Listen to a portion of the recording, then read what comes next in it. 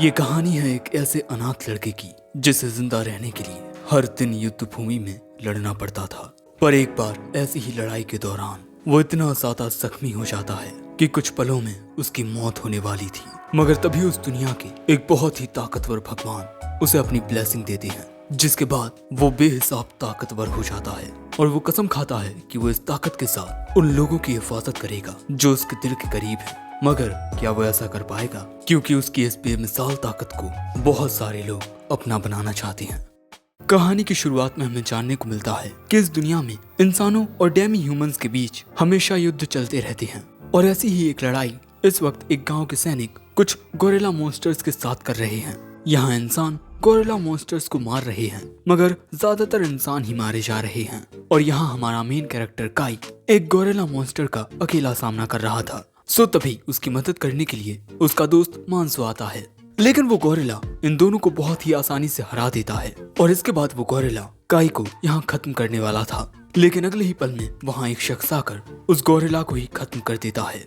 और इन महाशय का नाम है ओला, जो कि गांव के मुखिया का सबसे बड़ा बेटा है। पर क्योंकि इसके सामने अभी भी कुछ गोरिल्ला मॉन्स्टर्स होते हैं, इसीलिए अपनी स्पेशल पावर को एक्टिवेट करता है, जिससे उसके चेहरे पर एक निशान आ जाता है। इसे डिवाइन क्रेस्ट कहा जाता है। जिसके बाद हम देखते हैं कि ओला उन गोरिल्लास की ओर जाकर एक गोरिल्ला का हाथ काट देता है और इसके बाद वो बहुत ही आसानी से दूसरे गोरिल्ला को भी खत्म कर देता है, जो देख ओला का सामना करने के लिए एक हट्टा कट्टा गोरिल्ला आता है। और दोस्तों, इसके पास भी डिवाइन क्रेस्ट की पावर थी, यानी कि ये मुकाबला दो डिवाइन क्रेस्ट बियरर्स के आमने सामने होने वाला है। जिसके बाद ये दोनों एक दूसरे पर हमला करने के लिए आते हैं, मगर यहाँ ओला गोरिल्ला के हमले से बचकर उसे बीच में से ही काट देता है, जिससे इस लड़ाई में इंसान जीत जाते हैं। और हमें जानने को मिलता है कि इनके गांव का नाम लैग है। मगर दोस्तों, इस जीत को हासिल करने के लिए इन लोगों ने बहुत कुछ खोया भी है। काई और उसके दोस्त तो बच गए, लेकिन बहुत सारे लोग अपनी जानें गंवा चुके हैं। जिसके बाद एक आदमी ओला के पास एक नारियल जैसा फल लाता है। इसे गॉड स्टोन कहा जाता है और ये फल शायद से इन मॉन्स्टर्स का कोर है। ओला एक पूरे फल का रस पी जाता है, जिससे उसकी ताकत और भी ज्यादा बढ़ जाती है। मगर दोस्तों, बाकी के सोल्जर्स को इस गॉड स्टोन में से 1 या 2 बूंद रस ही पीने को मिलता है। जिसके बाद ये सभी उस थोड़े से रस को पी जाते हैं और इस रस को पीते ही हम देखते हैं कि इन सभी की स्पिरिचुअल एनर्जी इंक्रीज हो जाती है। काई कहता है कि अगर गॉड स्टोन का रस पीने से आपकी स्पिरिचुअल पावर बढ़ती है, तब मुझे और रस पीना है। मैंसो बताता है कि हम जैसे मामूली सैनिकों को चंद बूंदों से ज्यादा इस रस को पीने की इजाजत नहीं है। ज्यादातर गॉड स्टोन्स ओला जैसे डिवाइन क्रेस्ट बियरर्स को दिए जाते हैं, ताकि वो खुद को और भी ज्यादा स्ट्रॉन्ग बना पाए। और यही इस दुनिया का कानून है। काई जैसे मामूली सोल्जर्स को गॉड स्टोन के बिना ही अपने बलबूते पर खुद को ज्यादा ताकतवर बनाना होगा, वरना ये इस दुनिया में जिंदा नहीं रह पाएंगे। जिसके बाद हमें गांव का सीन दिखाया जाता है, जहां गांव के मुखिया अपने सभी सैनिकों से कह रहे थे, तुम सभी की बदौलत आज हम फिर से अपने गाँव को बचाने में कामयाब रहे। मैं मोलोच वेजिन इस गाँव का मुखिया होने के नाते तुम सब पर गर्व करता हूँ। जिसके बाद ये सभी खाना खाना शुरू करते हैं। मुखिया और उसके परिवार को बहुत ही स्वादिष्ट खाना मिलता है, वहीं बाकी सबको बहुत कम खाना मिलता है। दोस्तों, यहाँ पर जिसकी रैंक जितनी बड़ी होगी उसे उतनी ही इज्जत और आलीशान जिंदगी मिलेगी। इसीलिए काई यहाँ फैसला करता है कि एक बेहतर जिंदगी के लिए वो भी खुद को स्ट्रॉन्ग बनाएगा। जिसके बाद हम काई को ट्रेनिंग करते हुए देखते हैं, लेकिन थोड़ी ही देर में बेचारा थक कर गिर पड़ता है, क्योंकि उसे पेट भर खाना खाने को ही नहीं मिलता। वो कहता है कि काश वो एक राइस बॉल खा पाता। तभी मैंसो उसके पास आकर पूछता है कि राइस बॉल क्या होता है। काई बताता है कि उसे नहीं पता, ये नाम बस उसके दिमाग में अचानक ही आ गया, पर वो ये जानता है कि ये चीज खाने में बहुत स्वादिष्ट होती है। मैंसो कहता है कि कई बार तुम बड़ी अजीब बातें करते हो। लेकिन इसके बाद हमें बहुत सारी कब्रें देखने को मिलती हैं। ये उन लोगों की कब्रें हैं जिनके परिवार होते हैं, और ये कब्रें उनकी हैं जिनका इस दुनिया में कोई नहीं होता, बिल्कुल काई की तरह। काई का भी इस दुनिया में कोई नहीं है। काई की मौत के बाद उसके लिए रोने वाला कोई नहीं है। अनाथ लोगों की मौत के बाद उन्हें कोई याद नहीं रखता, लेकिन काई फैसला करता है कि वो खुद के साथ ऐसा नहीं होने देगा। वो ताकतवर बनकर एक बेहतर जिंदगी जिएगा। लेकिन इस तरह लड़ाइयों में जीतने के लिए उसे किसी ना किसी चीज की तो जरूरत है, जैसे कोई स्पेशल एबिलिटी। दूसरी ओर हम देखते हैं कि ओला की छोटी बहन रोज उसे कुछ समझाने की कोशिश कर रही थी, मगर ओला कहता है हमारे परिवार की औरतों को युद्ध कला सीखने की कोई जरूरत नहीं है। और यही कहकर ओला यहाँ से चला जाता है। दूसरी ओर काई मैंसो के साथ अब अपनी ट्रेनिंग कर रहा है। लेकिन मेंसो काई को बड़ी आसानी से हरा देता है। लेकिन यहाँ जब काई गिरता है उसे लगता है जैसे वो पानी में डूब रहा हो और पल भर में ही वो खुद को एक अलग ही जगह पर पाता है, एक अलग ही दुनिया में। और तभी अचानक कुछ महसूस होते ही काई यहाँ होश में आकर कहता है वो मैजिक था। लेकिन मैजिक क्या होता है? तभी मेंसो पूछता है तुम ये क्या कह रहे हो, ठीक तो हो ना? काई कहता है मैं बिल्कुल ठीक हूँ, मगर असल बात तो ये थी कि ऐसी चीजें, वो अलग दुनिया, ये काई को पहली बार दिखाई नहीं दी हैं। वो अक्सर ख्वाबों में इन्हें देखता रहता है। उसे ख्वाबों में ऐसी चीजें दिखाई और सुनाई देती हैं जिनके बारे में वो कुछ नहीं जानता। लेकिन काई इनके बारे में किसी को कुछ नहीं बताता, वरना लोग उसे पागल समझेंगे। और इसके अलावा इन चीजों के बारे में सोचना उसके लिए जरा भी फायदेमंद नहीं है। आखिर राइस बॉल्स या मैजिक उसके क्या ही काम आएगा, क्योंकि वो जानता ही नहीं कि ये चीजें होती क्या हैं। लेकिन इसके बाद भी एक ख्याल काई के जहन में रहता है कि अगर वो इस मैजिक का यूज कर पाता तब क्या उसकी जिंदगी बेहतर होती। तभी हम देखते हैं कि एक बाज गांव के मुखिया के लिए एक संदेशा लेकर आता है। संदेशा पढ़ मुखिया को पता चलता है कि ऑर्क मॉन्स्टर्स का झुंड पास ही के जंगल में देखा गया है और जल्द ही इनके यहाँ पर एक एलियन सेरेमनी होने वाली है। इन्हें उन मॉन्स्टर्स को जल्द से जल्द हराना होगा। पर मुखिया कहता है अभी तो हमारे सोल्जर्स के उन गोरिल्ला मॉन्स्टर्स के साथ हुई फाइट के जख्म भी नहीं भरे और ये एक नई लड़ाई। जिस पर ओला कहता है मगर पिताजी, एक सोल्जर का यही कर्तव्य होता है कि बिना किसी सवाल के अपनी रक्षा के दायित्व को निभाना। दूसरी ओर काई अभी भी सोच रहा था कि क्या हाथ से आग निकल सकती है। उसे देख मेंसो पूछता है और भाई इतनी रात गए क्या सोच रहा है?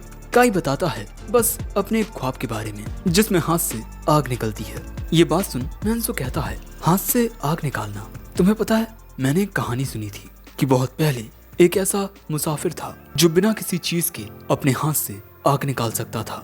काई पूछता है कि क्या ये बात सच है? मेंसो कहता है ये बस एक कहानी है जो मैंने काफी वक्त पहले सुनी थी। जिसके बाद गांव में एक नई सुबह होती है और इसके बाद हम काई को देखते हैं जो सोच रहा था कि क्या सच में वो सिर्फ एक कहानी है या फिर ऐसा भी मुमकिन है कि हम अपने हाथ से आग निकाल सकते हो। जिसके बाद वो इस बारे में सोचते हुए आगे बढ़ रहा था कि मैजिक का यूज करने के लिए मैजिक पावर की जरूरत होती है। लेकिन मुझे पता नहीं कि ये मैजिक पावर क्या होती है। कहीं ये बिल्कुल उस स्पिरिचुअल एनर्जी की तरह तो नहीं होती जो हमें उस गॉड स्टोन को खाने के बाद मिलती है। शायद मैं इस स्पिरिचुअल एनर्जी की मदद से मैजिक का यूज कर पाऊँ। जिसके बाद वो एक ऐसी जगह पहुंचता है जहां कोई नहीं होता और इसके बाद वो अपनी उंगली से आग को प्रोड्यूस करने की कोशिश करने लगता है, मगर काफी देर गुजर जाने के बाद भी कुछ नहीं होता। लेकिन इसके बाद वो स्पिरिचुअल एनर्जी को फील करने की कोशिश करता है, स्पिरिचुअल एनर्जी जो उसके दिल के पास होती है, या हम कह सकते हैं कि दिल ही इस स्पिरिचुअल एनर्जी का प्रोड्यूसर है। स्पिरिचुअल एनर्जी पर कॉन्सेंट्रेट करके काई फिर से आग को प्रोड्यूस करने की कोशिश करता है और एक नहीं वो कई सारी नाकाम कोशिशें करता है। लेकिन अगले सीन में हम कई सारे ऑर्क मॉन्स्टर्स को देखते हैं जिन्होंने कई सारे ह्यूमन सोल्जर्स को मार दिया है। जिसके बाद हम देखते हैं कि लैग ब्लेज के सभी सोल्जर्स ऑर्क्स का सामना करने के लिए इकट्ठा हो जाते हैं और इनके साथ मौजूद थे बानिया ब्लेज के सोल्जर्स। दोस्तों, बानिया ब्लेज के पास ही ऑर्क्स को देखा गया है और लैग ब्लेज के सोल्जर्स बानिया ब्लेज के सोल्जर्स की मदद के लिए आए हैं। तभी एक सोल्जर बताता है ऑर्क्स यहाँ आ चुके हैं। जिसके बाद इनके बीच लड़ाई शुरू हो जाती है। मेंसो आगे बढ़ते ही एक ऑर्क को मार देता है। लेकिन तभी हम देखते हैं कि एक ऑर्क काई के ऊपर एक सोल्जर की डेड बॉडी फेंक कर मारता है और इसके बाद वो काई को खत्म करने वाला था कि तभी कई सारे सोल्जर्स आकर उस ऑर्क को मार देते हैं और काई बच जाता है, लेकिन वो यहाँ घायल हो चुका है। दूसरी ओर हम ओला को देखते हैं जो बड़ी ही आसानी से एक ऑर्क को पकड़कर उसे बहुत बुरी तरह से जमीन में दे मारता है, जो देख बाकी के ऑर्क्स उससे डरकर भागने लगते हैं। उन्हें भागता हुआ देख ओला उनकी ओर चला जाता है। दूसरी ओर काई के पैर में चोट लग जाने की वजह से मेंसो काई का साथ दे रहा था, लेकिन तभी वो देखता है कि इनके पीछे एक ऑर्क छुपा हुआ था। तभी लैग ब्लेज के ये ताऊ कहते हैं जल्दी से खुली जगह की ओर चले जाओ, लेकिन दूसरी ओर ये ऑर्क मेंसो और काई की ओर बढ़ रहा था, इसीलिए काई कहता है मुझे छोड़कर चले जाओ। दोस्तों, यहाँ एक सही फैसला यही रहेगा, क्योंकि अगर मेंसो काई को छोड़कर नहीं गया तब वो भी मारा जाएगा। मेंसो कहता है अगर तुम मर गए तो मैं तुम्हारी कब्र पर जरूर रहूंगा। ये कहकर मेंसो चला जाता है और काई धीरे धीरे दूसरी ओर बढ़ने की कोशिश करने लगता है, क्योंकि वो मरना नहीं चाहता। काई यहाँ एक बार फिर से फायर मैजिक का यूज करने की कोशिश करता है, लेकिन कुछ नहीं होता। लेकिन तभी उसमें एक हथियार आकर लगता है और उस हथियार के लगने से काई की उंगली में से कुछ चिंगारियां पैदा हो जाती हैं, जिसके बाद एक और आकर काई को पकड़ लेता है। वो काई का गला दबाने लगता है, लेकिन काई यहाँ मरना नहीं चाहता। वो फिर से अपनी स्पिरिचुअल एनर्जी पर फोकस करता है और फिर इस ऑर्क की ओर अपना हाथ बढ़ाकर वो फायर मैजिक का यूज करता है, जिससे ये ऑर्क आग में चलने लगता है। और इसी मौके का फायदा उठाकर काई उससे दूर हो जाता है और जिसके थोड़ी देर बाद ही वो ऑर्क यहाँ खत्म हो जाता है। काई ने यहाँ मैजिक का यूज करके इस ऑर्क को मार दिया है, लेकिन उसके हाथ में अभी भी आग लगी हुई है जो बुझती नहीं, और इसीलिए वो कमजोर होकर वहीं गिर पड़ता है। क्योंकि पहली बात कि काई जख्मी होता है, दूसरी बात ये आग उसकी स्पिरिचुअल एनर्जी को उसकी बॉडी में से निकाल रही है। आप जितना ज्यादा मैजिक का यूज करोगे आपकी ताकत उतनी ही कम होती जाएगी। काई को लगने लगता है कि वो सच में यहाँ मरने वाला है, लेकिन मैजिक का यूज करने के बाद वो इस तरह मर नहीं सकता।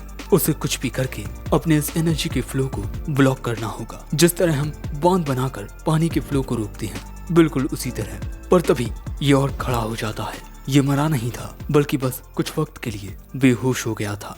तभी काई भी अपनी एनर्जी के फ्लो को बंद कर देता है, लेकिन तभी वो और आकर उसे पकड़ लेता है और उसे लेकर कहीं जाने लगता है। उस ऑर्क को भी दिखाई नहीं देता कि वो जा कहाँ रहा है। काई कहता है, शायद से अब ये पक्का हो गया है कि मैं मरने वाला हूँ, लेकिन मैं तुम्हें भी अपने साथ लेकर मरूंगा। वो अपना चाकू निकाल ऑर्क पर वार करता है, जिससे वो ऑर्क उसे छोड़ देता है। लेकिन वो और काई एक घाटी में गिर जाते हैं, जहाँ काई सीधा नीचे आकर गिरता है पानी में। जिसके बाद हम देखते हैं कि काई जैसे तैसे पानी से बाहर निकल आता है, लेकिन यहाँ वो ऑर्क मारा जा चुका है। काई रेंगते हुए पूरी कोशिश करते हुए आगे बढ़ता है ताकि वो इस ऑर्क का गॉड स्टोन ले पाए। वो इसके शरीर में से गॉड स्टोन निकालता है और इसके बाद उस गॉड स्टोन का रस वो पीने लगता है, जिससे उसकी स्पिरिचुअल एनर्जी इंक्रीज हो जाती है। जिसके बाद वो धीरे धीरे आगे बढ़कर इस पेड़ के पास पहुंचकर यहीं बैठ जाता है और कहता है, गॉड स्टोन खाने की वजह से मेरी स्पिरिचुअल एनर्जी तो बढ़ चुकी है, लेकिन ये जख्म बहुत गहरा है, खून बहना बंद ही नहीं हो रहा। लेकिन इसके बाद काई की आंखें भारी होने लगती हैं। उसे लगता है कि खून बहने की वजह से वो यहाँ मरने वाला है, और इसके बाद वो वहीं बेहोश हो जाता है। दूसरी ओर हम इन सभी सोल्जर्स को देखते हैं। तभी मैंसो के पास एक आदमी आकर पूछता है, तुम्हारे साथ वो लड़का था ना, वो कहाँ है? लेकिन मैंसो का एक्सप्रेशन देख ये आदमी कहता है, युद्ध में अक्सर जाने जाती रहती हैं, उसके बारे में इतना मत सोचो। दूसरी ओर हम काई को देखते हैं, और यहाँ काई जिस पेड़ से टिका हुआ है ये शायद से कोई जादुई पेड़ है, ऐसा मुझे लगता है। जिसके बाद सुबह होती है, काई अपनी आंखें खोलता है। वो देखता है कि वो मरा नहीं है और उसका घाव भी लगभग ठीक हो चुका है। उसे लगता है कि ये सब उस गॉड स्टोन का कमाल है जो उसे ऑर्क से मिला। लेकिन तभी उसे इस पेड़ पर कुछ अजीब से निशान दिखाई देते हैं जो उसे कुछ जाने पहचाने से लगते हैं। पता नहीं काई के दिमाग में क्या आता है। वो यहाँ अपने फायर मैजिक का यूज करता है, जिस वजह से एक धमाका होता है और काई पीछे फिक जाता है। लेकिन तभी उसे पानी में अपना चेहरा दिखाई देता है। उसके चेहरे पर एक डिवाइन क्रेस्ट आ चुका था और थोड़ी ही देर में वो गायब भी हो जाता है। जिसके बाद वो उसी पेड़ के पास आता है उन प्राचीन चिन्हों को पहचानने के लिए, पर वो उन्हें नहीं पहचान पाता और यहाँ से अपने गांव जाने के लिए निकल जाता है। वो इन पत्थरों पर चढ़ने की कोशिश करता है ताकि इस घाटी से बाहर निकल सके, लेकिन तभी गलती से उसके हाथों एक पत्थर टूट जाता है, जिसकी वजह से वो नीचे आ जाता है। वो देखता है कि यहाँ के पत्थर बहुत ही कमजोर हैं, लेकिन दोस्तों ये पत्थर कमजोर नहीं हैं, बल्कि काई की ताकत बहुत ज्यादा बढ़ चुकी है। लेकिन यहाँ पल भर के लिए काई को एक आवाज सुनाई देती है, लेकिन वो इस पर ज्यादा ध्यान नहीं देता और तेजी से ऊपर चढ़ने लगता है और कुछ ही मिनटों में वो उस घाटी से बाहर निकल आता है। जिसके बाद वो उस घाटी की ओर देखता है जहाँ वो मोटा पेड़ लगा हुआ है। अब इसके बाद वो आगे बढ़ते हुए यही सोच रहा था कि उसकी ताकत कितनी ज्यादा बढ़ चुकी है, लेकिन इसके बाद वो सोचने लगता है कि उसे ये ताकत कब मिली, क्योंकि डिवाइन क्रेस्ट की ताकत आपको लैंड कॉर्ड्स देते हैं। कहीं ऐसा तो नहीं है कि एक डिवाइन क्रेस्ट मिलने के बाद भी मैं एक डिवाइन क्रेस्ट बियरर नहीं बना हूँ, और इसीलिए वो फैसला करता है कि कुछ वक्त तक वो इसके बारे में किसी को नहीं बताएगा। दूसरी ओर हम मैंसो को देखते हैं जो कि काई की एक कब्र बना चुका था, लेकिन तभी उसे काई वहाँ आते हुए दिखाई देता है। वो ये देख खुश होता है कि काई अब तक जिंदा है। जिसके बाद कुछ दिन गुजर जाते हैं और हम काई को फिर काम करते हुए देखते हैं। तभी कुछ लोग काई से कहते हैं, अरे भाई एक ही दिन में कितना काम करोगे तुम? काई देखता है कि उसने बहुत ही कम वक्त में खेत का एक काफी बड़ा हिस्सा जोत दिया है। जिसके बाद आराम करते हुए एक आदमी काई से पूछता है, भाई अचानक ही तू इतना ताकतवर कैसे हो गया? काई बताता है कि जब वो ऑर्क से लड़ने के लिए गया था तब उसने वहाँ मरे पड़े कुछ ऑर्क से थोड़ा थोड़ा गॉड स्टोन्स का जूस पी लिया था, जिस वजह से उसकी ताकत थोड़ी बढ़ गई है। जो सुन मैंसो कहता है, ओह तो इसी वजह से तुम्हारी ताकत इतनी ज्यादा बढ़ गई है। लेकिन तुम जानते हो ना कि कोई भी सोल्जर अपनी मर्जी से इतने सारे गॉड स्टोन्स नहीं खा सकता जब तक कि कोई इमरजेंसी ना हो। लेकिन तुमने उन्हें इमरजेंसी के दौरान खाया है, इसीलिए तुम्हें कोई भी दिक्कत नहीं होगी। लेकिन तभी हम देखते हैं कि एक लड़की यहाँ काई को देख रही थी। सो कुछ मोहतरमाएं कहती हैं कि वहाँ किसे देख रही हो, कोई पसंद आ गया है क्या? जो बात सुन ये लड़की तुरंत यहाँ से चली जाती है। जिसके बाद हम मुखिया की बेटी रोज को देखते हैं जो एक ताऊ के पास आती है। दोस्तों रोज के कहने पर इन ताऊ ने लड़ाई में मारे गए सभी इंसानों की आत्मा की शांति के लिए फूल इकट्ठा करने के लिए कहा था। वहीं हम मुखिया जी को देखते हैं जो कि अपनी भारी भरकम ट्रेनिंग कर रहे थे। जिसके बाद हम काई को देखते हैं जो फिर से इस जगह पर आकर अपने फायर मैजिक को यूज करने की कोशिश करता है और इस बार वो ऐसा कर लेता है। दोस्तों ईश्वर ने काई को एक बहुत ही कमाल की ताकत दे दी है। लेकिन तभी वहाँ रोज आ जाती है और उन्होंने काई की जलती हुई उंगली को देख लिया था। काई वहाँ से भागने की कोशिश करता है पर वो उसे रोक लेती है और पूछती है कि तुम यहाँ क्या कर रहे थे। जिसके बाद काई उन्हें बता देता है कि उसने इस जगह पर अपनी उंगली से आग को पैदा किया था। जो सुन रोज कहती है, शायद से तुम्हारे पास एक एबिलिटी यूजर की काबिलियत है। एक एबिलिटी यूजर वो होता है जो ऐसी एबिलिटीज का इस्तेमाल कर पाता हो जिनका इस्तेमाल करना नॉर्मल इंसान के लिए नामुमकिन हो। जो सुन काई कहता है, तो इस ताकत को एबिलिटी कहते हैं, ना कि मैजिक। पर तभी मिस रोज कहती है, मैंने सुना है कि तुम बहुत सारे गॉड स्टोन खाने के बाद बहुत ज्यादा ताकतवर हो गए हो और अभी तुमने अपनी एबिलिटी का भी यूज किया था, लेकिन फिर भी तुम थके नहीं हो। शायद से तुम्हारे अंदर काफी ज्यादा स्पिरिचुअल पावर है। चलो अब तुम मेरे साथ ट्रेनिंग करो। काई कहता है, क्या? जिसके बाद हम काई को मिस रोज के साथ ट्रेनिंग करते हुए देखते हैं और यहाँ पर मोहतरमा अपना डिवाइन क्रेस्ट एक्टिवेट कर लेती हैं। मोहतरमा की ताकत देख काई भी उनके चैलेंज को एक्सेप्ट कर लेता है। जिसके बाद इनके बीच जो ट्रेनिंग होती है वो हमें नहीं दिखाई जाती। लेकिन हाँ, ट्रेनिंग के दौरान काई का डिवाइन क्रेस्ट एक्टिवेट नहीं हुआ। अब इसके बाद जब रोज अपना मुंह धो रही थी तभी काई उससे पूछता है, मुझे लगता था कि सभी डिवाइन क्रेस्ट के बियरर्स इक्वली ताकतवर होते हैं। रोज बताती है कि ऐसा नहीं है। उसके भाई और उसके पिता रोज से बहुत ज्यादा ताकतवर हैं। एक डिवाइन क्रेस्ट बियरर की ताकत इस बात पर डिपेंड करती है कि भगवान ने उसे कितनी ताकत दी है, लेकिन वो कड़ी मेहनत के जरिए अपनी ताकत को और भी ज्यादा बढ़ा सकता है। काई कहता है, पर आपको ट्रेनिंग करने की क्या जरूरत? जो सुन रोज कहती है, तुम्हारे कहने का मतलब क्या औरतें युद्ध भूमि में जाकर लड़ नहीं सकती? जरूरत पड़ने पर हम औरतों को भी अपने परिवार की हिफाजत के लिए लड़ना पड़ता है।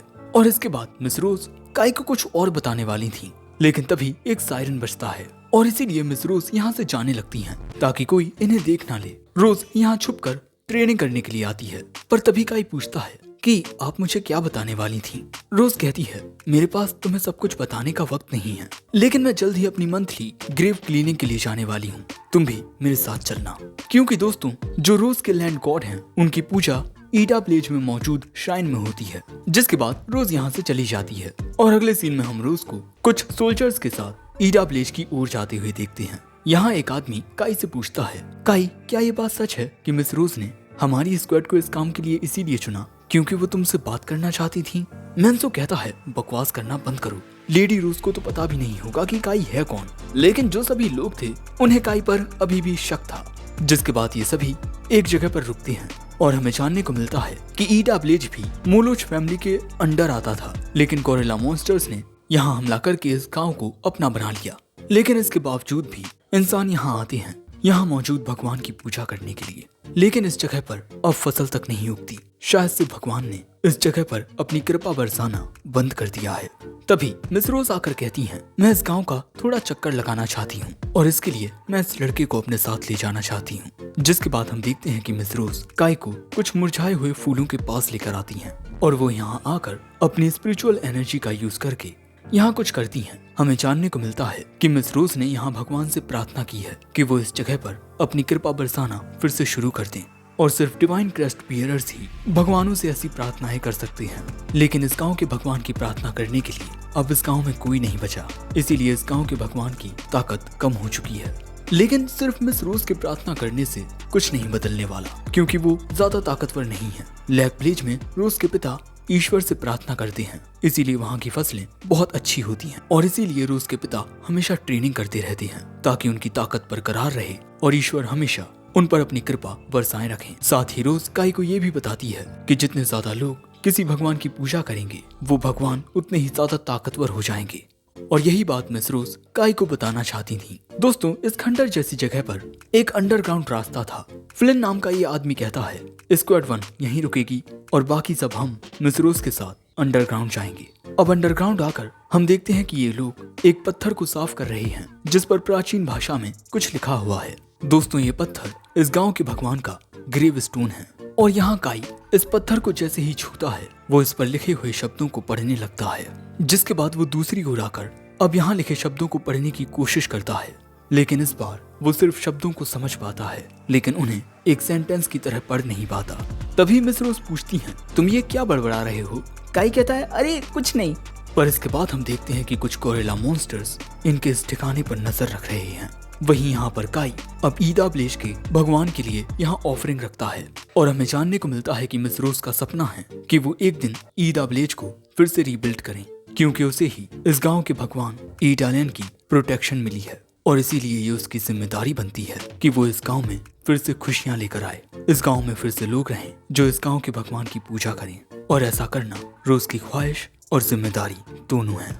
रोज की बात सुन ये सभी कहते हैं, हम भी इसमें आपका साथ देंगे। पर यहाँ काई मन में सोचता है कि एक डिवाइन क्रेस्ट बियरर की कुछ जिम्मेदारियां बनती हैं। आखिर मेरी जिम्मेदारियां क्या हैं? मेरे भगवान, मेरा क्षेत्र कहाँ है? लेकिन तभी एक आदमी आकर बताता है कि बाहर गड़बड़ हो गई है। हमें जानने को मिलता है कि इनकी ओर दुश्मन आ रहे हैं, गोरिल्ला मॉन्स्टर्स। इसीलिए फ्लिन मैंसो से कहता है कि वो अपनी स्क्वाड के साथ मिस रोज को यहाँ से सुरक्षित ले जाए। लेकिन तभी मिस रोज वहाँ आकर कहती हैं, मैं भी आपके साथ यहाँ लड़ूंगी। लेकिन वो कहता है कि माफ कीजिएगा, लेकिन मैं आपको ऐसा नहीं करने दे सकता। और फिर मैंसो मिस रोज को यहाँ से ले जाने लगता है। मैंसो की स्क्वाड मिस रोज को यहाँ से ले जाने लगती है, लेकिन तभी इनके सामने एक गोरिल्ला आ जाता है और वो यहाँ लगे फूलों को अपने पैरों तले कुचलने लगता है, जो देख रोज गुस्से में आकर कहती है, ये गांव मेरा है और मैं इसकी हिफाजत करूंगी। पर दोस्तों, यहाँ पर एक और गोरिल्ला आ जाता है। रोज इनसे लड़ने के लिए तैयार तो हो जाती है पर उसके हाथ कांप रहे थे। सो उसकी मदद करने के लिए काई आता है और वो इस गोरिल्ला को जख्मी कर देता है और इसके बाद वो तुरंत उस गोरिल्ला की कुल्हाड़ी उठाकर मिस रोज को बचाने आ जाता है। वो उछलकर इस कुल्हाड़ी को उस गोरिल्ला में दे मारता है और इसके बाद अपना खंजर निकाल इस गोरिल्ला को खत्म कर देता है। और इस दौरान मिस रोज को काई के चेहरे पर एक डिवाइन क्रेस्ट नजर आता है, लेकिन अगले ही पल में वो क्रेस्ट गायब हो चुका था। काई पूछता है, आप ठीक तो है ना? लेकिन रोज यहाँ काफी हैरान थी। अगले सीन में हम ओला को देखते हैं जो रोज से कह रहा था कि उस मॉन्स्टर के तुम्हारे सामने आते ही तुम कांपने लग गई थी। अब तुम्हें समझ आया कि लड़ाई करना कितना मुश्किल होता है। पर तभी उसके पिता कहते हैं, अब इस मुद्दे पर बात करना बंद करो। जरूरी बात यह है कि रोज बिल्कुल सही सलामत है और इसके अलावा इस बात का ख्याल रखा जाए कि हमारा पूरा एरिया अच्छे से सुरक्षित हो, क्योंकि सेंट्रल प्लेन से एक इंस्पेक्टर आने वाले हैं। ओला कहता है, ठीक है, मैं सभी सोल्जर्स को ये बात बता देता हूँ। अब ओला के यहाँ से जाते ही मुखिया कहते हैं, उस लड़के का नाम काई है ना, जिसने अकेले ही एक गोरिल्ला को हरा दिया था? शायद से उस लड़के में काबिलियत है। दूसरी ओर हम काई को देखते हैं जो अपना कुछ काम कर रहा था। तभी दो आदमी आकर काई से पूछते हैं, हमने सुना कि तुमने ईडा ब्लेज में बड़े ही हीरो वाला काम किया और वहाँ तुमने लेडी रोज की भी जान बचाई। उन्हें ऐसी बातें करते हुए ये तीनों लड़कियाँ देख रही थी। तभी वहाँ मैंसो आकर काई को इन दोनों से बचाता है। मगर दोस्तों, यहाँ पर ये एल्सा नाम की लड़की काई को ही ताके जा रही थी। सो ये दोनों लड़कियां कहती हैं, अगर तुम्हें वो लड़का इतना ज्यादा पसंद है तो जल्दी उसे अपना बना लो, वरना कोई और उसे लेकर उड़ जाएगी। एल्सा कहती है कि ऐसा कुछ नहीं है। मगर तभी ये लड़कियां देखती हैं कि काई के पास लेडी रोज आती हैं। अब इसके बाद काई लेडी रोज से पूछता है कि आपको मुझसे क्या बात करनी है। सबसे पहले रोज काई को शुक्रिया कहती है ईडा ब्लेज में उसकी जान बचाने के लिए, लेकिन इसके बाद वो कहती है कि तुम्हारी लड़ाई के दौरान मैंने तुम्हारे चेहरे पर एक डिवाइन क्रेस्ट देखा था और अब मुझे एक बात समझ आ चुकी है कि लड़ाई के लिए सिर्फ ताकत की जरूरत नहीं होती, बल्कि ये भी सीखना जरूरी होता है कि सही वक्त पर उस ताकत का इस्तेमाल कैसे किया जाए। इसीलिए कल से मैं हर रोज सुबह ट्रेनिंग किया करूंगी खुद को और भी ताकतवर बनाने के लिए, और मैं चाहती हूँ कि इस ट्रेनिंग में तुम भी मेरा साथ दो। वही दो आदमी छुपकर ये देख रहे थे कि लेडी रोज आखिर काई से बात क्या कर रही हैं। इन दोनों को ही काई से जलन हो रही थी। जिसके बाद जब काई लकड़ियां काट रहा था तभी एल्सा उसके लिए पानी लेकर आती है। वो कहती है, मैं दूसरों के कहने पर तुम्हारे लिए पानी लेकर आई हूँ। जिसके बाद काई पानी पीता है और एल्सा को पानी के लिए शुक्रिया कहता है। तभी एल्सा की दोस्त उसे बुलाने के लिए आ जाती है। सो एल्सा अब यहाँ से चली जाती है, मगर तभी मैंसो काई के पास आकर कहता है, तुम्हारी जिंदगी में तो बहुत फूल खिल रहे हैं। काई कहता है ऐसा नहीं है, लेकिन तभी काई को एक पक्षी की आवाज सुनाई देती है। उसे याद आता है कि उसने ये आवाज पहले भी सुनी है। ये आवाज उसने सुनी थी उस घाटी में जहाँ वो गिरा था। अब रात के दौरान हम देखते हैं कि काई चुपके से गांव से बाहर उसी घाटी की ओर जाने लगता है और यहाँ वो एक बहुत ही ऊंची छलांग मारता है और ऐसे ही तेजी से उछलते हुए उस घाटी की ओर बढ़ने लगता है, जिसके बाद वो सीधा घाटी में नीचे कूद जाता है और फिर वो पानी में गिरता है। जिसके बाद हम देखते हैं कि काई यहाँ बहुत ज्यादा खुश होता है और तभी काई को वो चिड़िया दिखाई देती है जिसकी आवाज उसे सुनाई दे रही थी और वो चिड़िया शायद से इसी मोटे से पेड़ पर रहती है। जिसके बाद काई इस पेड़ के पास आता है और यहाँ वो इस ग्रेव स्टोन पर लिखे अक्षरों को समझने की कोशिश करता है, लेकिन वो इन्हें पढ़ नहीं पाता। लेकिन इसके बाद वो इस ग्रेव स्टोन को शुक्रिया कहता है क्योंकि शायद इसी की वजह से उस दिन काई की जान बची थी। जिसके बाद काई इस पत्थर को साफ करता है और उसके साथ गिरकर जो औरत मर गया था, काई ने उसके लिए भी एक कब्र बना दी है। जिसके बाद काई इस जगह के चारों ओर घूमते हुए ये बात नोटिस करता है कि इतना अंधेरा हो जाने के बाद भी उसे रात में सब कुछ सही दिखाई दे रहा है। शायद से ये भी गॉड की प्रोटेक्शन का कमाल है। जिसके बाद काई नदी में से पानी पीता है और इसके बाद कुछ फल खाता है और कहता है कि यहाँ पानी भी है, खाना भी है, काश मैं यहाँ रह पाता। और तभी उसे एक आइडिया आता है कि अगर वो यहाँ रहना चाहता है तब उसे यहाँ एक घर बनाना चाहिए। जिसके बाद काई तेजी से इस घाटी से बाहर निकलता है ताकि वो पेड़ काट सके, लेकिन उसका ये छोटा सा खंजर इतने बड़े पेड़ को काट नहीं पाएगा। इसीलिए काई अपने फायर मैजिक से इस पेड़ को काटने की कोशिश करता है, पर पेड़ में आग लग जाती है। अरे ये तो आग लग गई, बुझावे से फू फू फू। आग बुझाने के बाद काई सोच रहा था कि इस पेड़ को कैसे काटा जाए। जिसके बाद वो कहता है मैजिक उस चीज को हकीकत बना देता है जो मैं सोचता हूँ। जिसके बाद वो कंसंट्रेट करते हुए कहता है किसी चीज को काटने के लिए हमें उनके बीच मौजूद मॉलिक्यूल्स के बॉन्ड्स को तोड़ना होता है। अरे लेकिन ये मॉलिक्यूल्स चीज क्या है? मुझे नहीं पता कि ये क्या है, पर शायद ये मेरी मदद कर सकते हैं। जिसके बाद काई कंसंट्रेट करके इस पेड़ के मॉलिक्यूल्स के बॉन्ड को तोड़ने की कोशिश करने लगता है और शायद उसका ये मैजिक काम कर भी रहा था। लेकिन तभी उसे कुछ आवाज आती है, कोई चीज उसकी ओर आ रही थी और ये होते हैं ऑर्क्स और ये एक दूसरे के साथ अपनी अलग भाषा में कुछ बात कर रहे थे। दूसरी ओर काई उस आवाज का पीछा करके इस जगह पर पहुंचता है जहां उसे कुछ लोग दिखाई देते हैं। यानी कि वो आवाज ऑर्क्स की नहीं थी, पर उन्हें भी वो आवाज सुनाई दी। काई को लगता है कि शायद ये लोग भी घाटी में अंदर जाने की कोशिश कर रहे हैं। सो तभी काई अपना डिवाइन क्रस्ट एक्टिवेट करके उन लोगों की ओर कूद पड़ता है, लेकिन जैसे ही वो इनके चेहरे देखता है वो शांत हो जाता है। ये लोग उसे बच्चों की तरह लगते हैं, लेकिन ये बच्चे नहीं होते। तभी एक पिद्दू काई के सामने खंजर लेकर आ जाता है। सो एक छोटे से ताऊ जी उसे शांत करते हैं, ज्यादा हीरो मत बन, वो कूद देगा। और काई को ताऊ की बात समझ आ रही थी। ताऊ अपना नाम पोरक बताते हैं और ये कोरोर पीपल के लीडर हैं। काई बताता है कि उसने कोरोर जाति के लोगों को पहले कभी नहीं देखा। ताऊ बताते हैं कि उनकी बातचीत कुछ इंसानी व्यापारियों के साथ हुई है क्योंकि इंसानों को उनके बनाए हुए आइटम्स काफी पसंद आते हैं। जिसके बाद ताऊ काई से माफी मांगते हैं इस जगह पर बिना इजाजत के आने के लिए। वैसे ये लोग यहाँ पर द ग्रेट वैली गॉड के एक एंशिएंट एग्रीमेंट की वजह से आए हैं।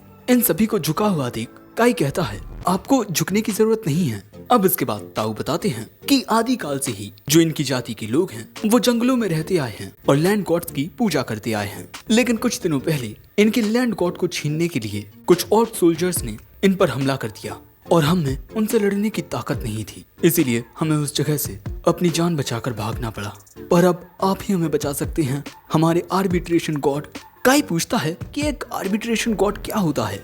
ताऊ बताते हैं कि एक आर्बिट्रेशन गॉड वो होता है जिसकी ताकत सबसे ज्यादा होती है। काई कहता है अरे आपको गलतफहमी हो गई है, मैं कोई गॉड नहीं हूँ। तभी ये महाशय कहते हैं मुझे भी बिल्कुल यकीन नहीं है कि ये हमारे वो आर्बिट्रेशन गॉड हैं जो पलक झपकाते ही एक आर्मी को खत्म कर सकते हैं, जो हमेशा न्याय का साथ देते हैं। पर ताऊ कहते हैं कि नहीं, यही है वो, क्योंकि अपने जवानी के दिनों में ताऊ गलती से बिना इजाजत के उसी घाटी में चले गए थे जहाँ काई गिरा था, जिसकी उन्हें सजा भी मिली।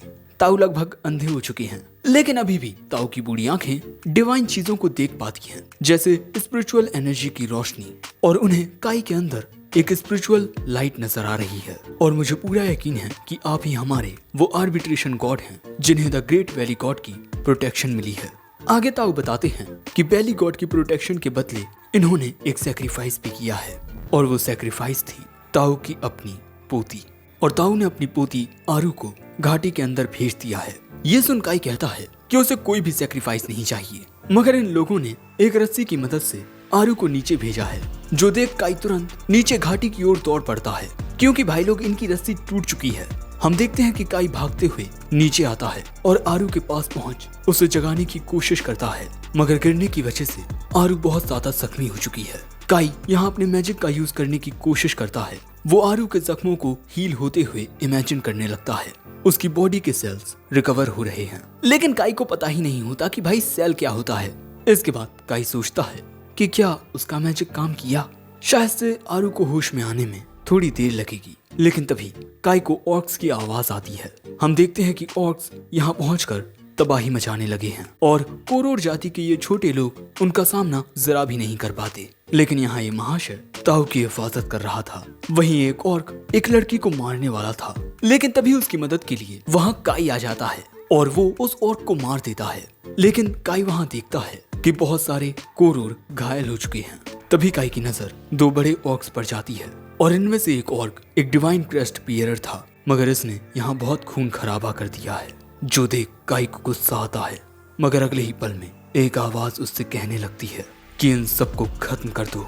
काई को समझ नहीं आता कि उसे ये आवाज कहाँ से सुनाई दे रही है, मगर तभी हम वैली गॉड के ग्रेव स्टोन को चमकते हुए देखते हैं और अगले ही पल में काई का रवैया बदल जाता है। काई का साथ देने के लिए वहाँ ताऊ भी आ जाते हैं। दोस्तों, ताऊ भी एक डिवाइन क्रेस्ट बियरर हैं, जिसके बाद काई अपना डिवाइन क्रेस्ट एक्टिवेट कर लेता है। जो देख कुछ ऑर्क तो घबराते हैं, मगर डिवाइन क्रेस्ट बियरर वाला ऑर्क उन्हें आगे बढ़ने का आदेश देता है। लेकिन अगले ही पल में काई आगे बढ़कर दो ऑर्क्स को खत्म कर देता है, जिसके बाद ताऊ भी एक ऑर्क से लड़ने के लिए आ जाते हैं और वो उस पर हमला करके उसे तुरंत ही खत्म भी कर देते हैं। लेकिन अब काई को ही इस डिवाइन क्रेस्ट बियरर वाले ऑर्क का सामना करना होगा। काई कहता है, तुमने इस घाटी की पवित्रता को नष्ट करने की कोशिश की है, इसीलिए मैं तुम्हें नष्ट कर दूंगा।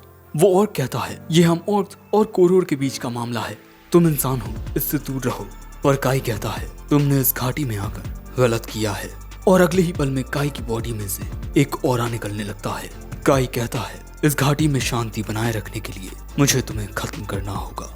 और यहाँ पर इस ऑर्क को काई के अंदर वैली गॉड दिखाई देते हैं। वो बहुत ज्यादा डर जाता है और रहम की भीख मांगने लगता है, मगर जब काई उसकी बात नहीं सुनता तब वो काई पर हमला कर देता है। लेकिन काई अपने हाथ के एक स्लैश से उस ऑर्क का हाथ काट देता है। इनमें से किसी को समझ नहीं आता कि आखिर ये कैसे हुआ, लेकिन इसके बाद काई अपने हाथ से ही उस ऑर्क को खत्म करने लगता है। वो उसकी छाती में अपना हाथ घुसाकर उसका दिल निकाल लेता है। ताऊ कहते हैं, यही है हमारे वैली गॉड, इनके अंदर से निकलती हुई वो ऑरा की ताकत, इसी ताकत ने मेरी आंखों को झुलसा दिया था। यही हमारे द ग्रेट वैली गॉड हैं, वो न्याय के भगवान जो इस दुनिया की शुरुआत से ही इस दुनिया पर नजर रख रहे हैं। और काई ही है एक आर्बिट्रेशन गॉड। जिसके बाद हम देखते हैं कि काई उस ऑर्क डिवाइन क्रेस्ट बियरर का दिल यानी कि उसका गॉड स्टोन निकाल चुका है। लेकिन तभी ये कोरोर कबीले के लोग कुछ कहते हैं, पर काई को इनकी बातें समझ नहीं आती। सो ताऊ काई को बताते हैं कि ये सभी इस बात को लेकर काफी एक्साइटेड हैं कि उस ऑर्क के गॉड स्टोन से काई को उस ऑर्क की प्रोटेक्शन मिल जाएगी। दोस्तों, जब कोई शख्स किसी डिवाइन क्रेस्ट बियरर का गॉड स्टोन खाता है तब उस शख्स को उस डिवाइन क्रेस्ट बियरर की सभी ताकतें मिल जाती हैं। लेकिन एक हकीकत ये भी है कि कोई शख्स एक ही टाइम पर दो गॉड्स की प्रोटेक्शन नहीं रख सकता है। लेकिन हाँ, आप मल्टीपल गॉड्स की ताकत तो अपने पास रख ही सकते हैं। यानी कि इस गॉड स्टोन को खाने के बाद काई की ताकत और भी ज्यादा इंक्रीज हो जाएगी। जिसके बाद हम देखते हैं कि काई इस गॉड स्टोन में से आधा रस ताऊ को दे देता है, क्योंकि ताऊ ने भी उसकी मदद की है। जिसके बाद ताऊ और काई इस जूस को पी जाते हैं। लेकिन जैसे ही काई इस जूस को पीता है, उसके अंदर से एक ताकत निकलती है। ताऊ बताते हैं कि जब कोई डिवाइन क्रेस्ट बियरर मरता है तब उसके गॉड की स्पिरिट वापस से उनके ग्रेव स्टोन में चली जाती है। लेकिन तभी अचानक काई को पेट में बहुत तेज दर्द होने लगता है, और ऐसा हो रहा है उस डिवाइन क्रेस्ट बियरर के गॉड स्टोन को खाने की वजह से। जिसके बाद हम देखते हैं कि काई धीरे धीरे घाटी की ओर बढ़ने लगता है और वो नीचे सीधा घाटी में कूद जाता है। और तभी हमें पास्ट का एक सीन दिखाया जाता है जहाँ चारों ओर आग लगी हुई थी। काई की आंखों के सामने उसके माता पिता को मार दिया गया था, और ऐसा करने वाले थे ये गोरिल्ला मॉन्स्टर्स। और यही ख्वाब देखते हुए काई की आंख खुल जाती है। लेकिन यहाँ काई खुद को एक अलग ही जगह पर पाता है। और दोस्तों यहाँ पर वो ताऊ की पोती आरू के साथ सो रहा था। यही देख वो अचानक ही हड़बड़ाकर उठ जाता है, जिससे आरू भी उठ जाती है। काई को जानने को मिलता है कि ये चादर आरू ने ही उसको उड़ाई थी। और दोस्तों क्योंकि आरू ने अपने लोगों के लिए खुद को गॉड को ऑफर कर दिया है, अब इसीलिए वो हमेशा गॉड के साथ रहेगी। काई कहता है कि तुम्हें ऐसा करने की जरूरत नहीं है, तुम अपने घर वापस चली जाओ।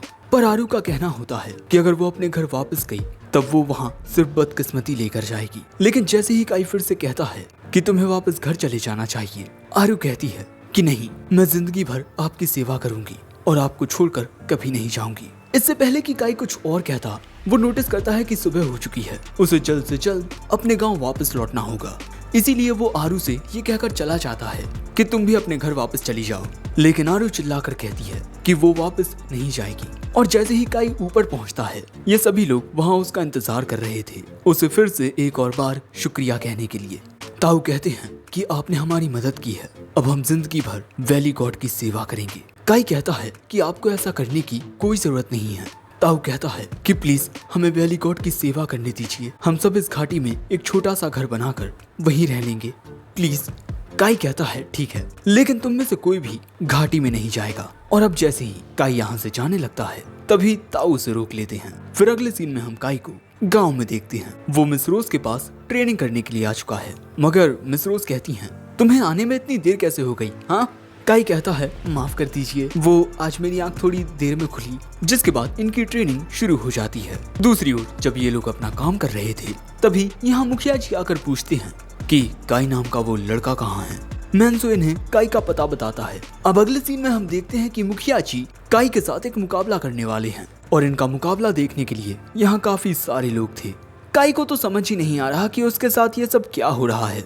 तभी एक ताऊ काई को ये डंडा देते हुए कहते हैं कि उनके साथ ईमानदारी से लड़ना, भले ही तुम हार क्यों ना चाहो। जिसके बाद मुखिया जी कहते हैं मैंने तुम्हारे बारे में बहुत सुना है, मैं देखना चाहता हूँ कि तुम सच में इतने काबिल हो या नहीं। वैसे दोस्तों जब काई वापस आ रहा था, तब इन ताऊ ने उसे रोक कर कहा था कि उसे अपने डिवाइन क्रेस्ट की आइडेंटिटी सभी से छुपा कर रखनी चाहिए, वरना कोई और काई को मारने की कोशिश कर सकता है उसकी गॉड पावर के लिए। इसीलिए यहाँ पर काई इस तरह से लड़ेगा ताकि उसका डिवाइन क्रेस्ट यहाँ अपीयर ना हो।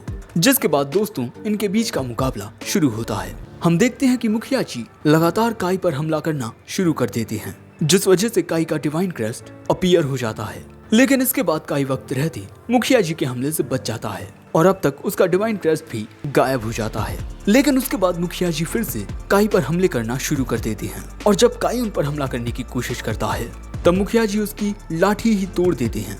लेकिन इसके बाद काई मुखिया के पैर को पकड़ लेता है, जो देख ये दोनों हैरान हो जाते हैं क्योंकि काई इनके पिता के साथ बिना किसी हथियार के अब भी लड़ रहा है। लेकिन यहाँ मुखिया जी काई को पकड़ उसे खुद से दूर फेंक देते हैं, जिससे काई धड़ाम जमीन पर गिरता है। जो देख ओला कहता है ये बस इतना ही कर सकता है। लेकिन इसके बाद मुखिया जी हंसते हुए कहते हैं तुम मुझे पसंद आए, कल से मैं तुम्हें खुद ट्रेन करूंगा। और ये बात सुन काई के तो होश उड़ जाते हैं और यहाँ काई को अपने पिता के साथ लड़ते हुए देख रोज कहती है जितना मैंने सोचा था ये उससे ज्यादा बेहतर है, कल से मैं इसके साथ और भी कड़ी ट्रेनिंग करूंगी। और वहीं जो काई के दोस्त थे वो तो उस पर हंस रहे थे। वहीं एल्सा जो ये सब देख रही थी, उसे काई के बचपन की एक बात याद आती है। काई ने कहा था कि वो खुद को ताकतवर बनाएगा। वहीं काई को तो समझ नहीं आता कि उसके साथ ये सब क्या हो रहा है। जिसके बाद रात के वक्त जब मैंसो अच्छे खाने के सपने देख रहा था, इसी दौरान काई यहाँ से निकलकर वैली की ओर जाने लगता है। बेचारे को दिन भर के बाद अब जाकर घाटी में जाने का मौका मिला है। जिसके बाद हम उसे घाटी में देखते हैं। लेकिन यहाँ काई को एक झोपड़ी जैसी चीज दिखती है। उसे लगता है कि वो कोरोर इस घाटी में उसकी मर्जी के बिना रहने के लिए आ गए हैं। लेकिन जब वो झोपड़ी में जाता है तब उसे वहाँ आरू मिलती है, जो काई को वहाँ देख काफी खुश होती है। काई पूछता है क्या तुमने इस घाटी में दूसरे कोरोर को आने दिया है? वो कहती है कि नहीं, यहाँ सिर्फ वही थी, यानी कि आरू ने अकेले ही ये झोपड़ी वगैरह बना ली। काई कहता है मैंने तुमसे वापस घर जाने को कहा था ना। लेकिन तभी आरू उसे खाना दिखाती है जो आरू ने काई के लिए बनाया था। अब काई को भूख भी लगी थी, इसीलिए काई उस खाने को बड़े ही चाव से खाने लगता है। काई को इस तरह भुक्कड़ों की तरह खाना खाते हुए देख आरू उसके लिए और भी ज्यादा खाना लेकर आती है। आरू यहाँ ये देख बहुत खुश होती है कि काई को उसके हाथ का बना खाना इतना अच्छा लग रहा है। लेकिन तभी काई उसे बताता है कि उसे कभी भी गाँव में इतना सारा खाना खाने को नहीं मिला। जिसके बाद अगले दिन काई देखता है कि अब उसे पहले से ज्यादा खाना मिलने लगा है।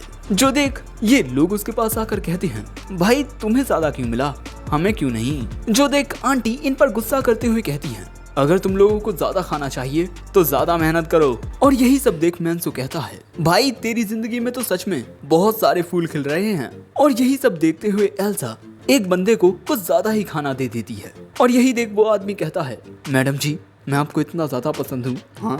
एल्सा कहती है, अरे नहीं ऐसा नहीं है, वो तो आपको गलती से चला गया, चलिए वापस कीजिए। और तभी इस सीन पर काई की नजर पड़ जाती है, जिसके बाद रात के वक्त काई फिर से घाटी की ओर जाता है, जहां वो आरू के साथ हाथों से पेड़ काटता है। और उसके बाद वो गांव में आकर मिस रोज के साथ ट्रेनिंग करता है।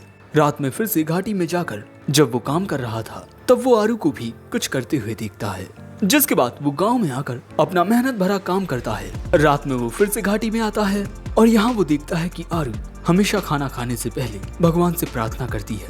और यहाँ जब काई को ज्यादा खाना मिलता है तब उसके दोस्तों के ज्यादा खाना मांगने पर आंटी भी उन्हें थोड़ा खाना दे देती हैं, लेकिन ना के बराबर।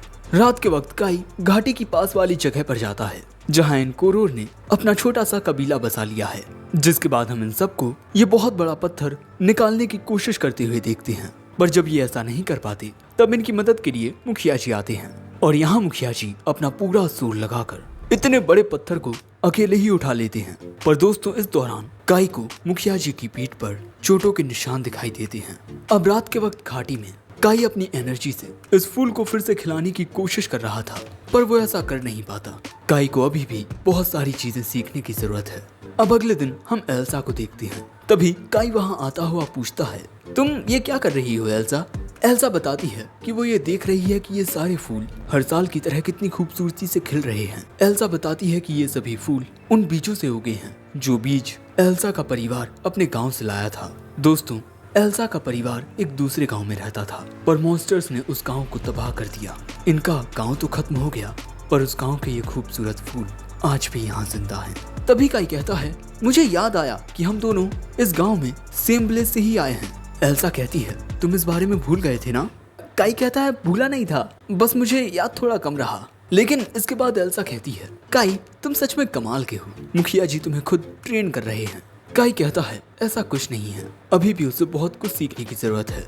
उसे और ताकतवर बनने की जरूरत है ताकि वो इस दुनिया में सरवाइव कर पाए, क्योंकि वो इस दुनिया में बिल्कुल अकेला है। और यही देख एल्सा कहती है, हमारे पिछले गांव में भी तुमने रोते हुए यही बात कही थी। जिसके बाद हमें दिखाया जाता है कि इनका गांव चलने के बाद जब ये सभी लैग विलेज की ओर जा रहे थे तब यहाँ एल्सा की नजर रोते हुए काई पर जाती है। लेकिन तभी इनके ऊपर एक गोरिल्ला मॉन्स्टर हमला कर देता है और वो कुछ लोगों को मार भी देता है। जो देख एल्सा तो बहुत घबरा जाती है, मगर काई उसकी ओर दौड़कर उसका पैर पकड़ लेता है। दोस्तों काई यहाँ रो रहा था, मगर फिर भी वो यहाँ हार नहीं मानता। प्रेजेंट में एल्सा कहती है, मुझे उस वक्त लगा कि हम सभी मरने वाले हैं, लेकिन वहाँ मुखिया जी ने आकर हमारी जान बचाई। काई को भी याद आता है कि उस दिन मुखिया जी ने आकर इन सबको उस मॉन्स्टर से बचाया था। पर अपने गांव वालों की ये हालत देख काई कसम खाता है कि वो खुद को और भी ज्यादा ताकतवर बनाएगा। काई कहता है उस वक्त वो बहुत फ्रस्ट्रेट हो गया था ये देख कर कि उसके गांव वाले कमजोर होने की वजह से किस तरह मारे गए, और उस दौरान वो कुछ नहीं कर सका। इसीलिए उसने कसम खाई कि सभी को प्रोटेक्ट करने के लिए वो खुद को ताकतवर बनाएगा। लेकिन सच कहूँ तो मैं अपनी इस कसम के बारे में भूल चुका था। मगर एल्सा कहती है, मुझे याद है कि उस दिन तुमने किस तरह हिम्मत दिखाकर हमें बचाया था। तुम तब से लेकर अब तक जरा भी नहीं बदले काई। जिसके बाद रात के वक्त हम एक ऑर्क को देखते हैं जिसने एक गोरिल्ला को खत्म कर दिया था। तभी उसका सामना करने के लिए एक डिवाइन क्रस्ट बियरर गोरिल्ला आता है, लेकिन अपने एक ही बार से ये ऑर्क उसकी गर्दन को उसके धड़ से अलग कर देता है। और इस ऑर्क ने यहाँ पर अनेकों गोरिल्ला मॉन्स्टर्स को मार दिया है, और बाकी के जितने भी ऑर्क्स थे वो इसकी ही जय जयकार कर रहे थे। और तभी ये ऑर्क कहता है, हमारी मंजिल है वो घाटी। दूसरी ओर हम काई को आरू के साथ उसी घाटी में देखते हैं, और यहाँ आरू शायद से कपड़े बना रही थी और इनका ये शांतिमय जीवन बहुत अच्छे से गुजर रहा था। अगले सीन में हम देखते हैं कि काई सोच रहा था कि वो किस तरह से चावल से राइस बॉल बना सकता है, मगर तभी उसके पास एल्सा आकर पूछती है कि ये राइस बॉल क्या होते हैं। काई कहता है कि पता नहीं वो क्या होते हैं, पर बहुत टेस्टी होते हैं, पर उसने आज तक कभी कोई राइस बॉल खाया नहीं है, पर वो उन्हें खाना चाहता है।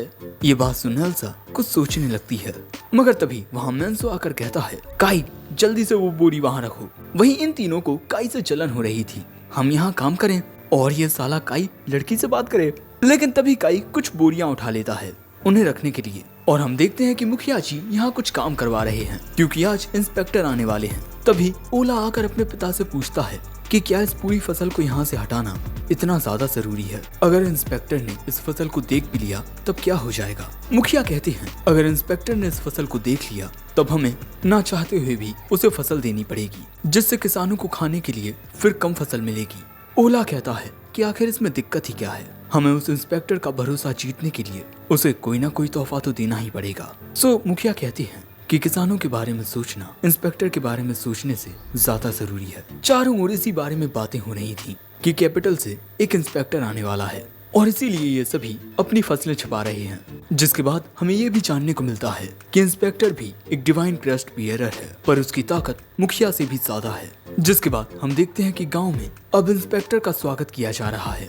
इंस्पेक्टर की घोड़ागाड़ी वहां आते ही मुखिया जी अपना इंट्रोडक्शन देते हैं, मगर अंदर से इंस्पेक्टर की आवाज आती है, यहाँ आते वक्त मुझ पर कुछ गोरिल्ला मॉन्स्टर्स ने हमला किया। वो तो अच्छी बात थी कि मैंने उन्हें हरा कर भगा दिया।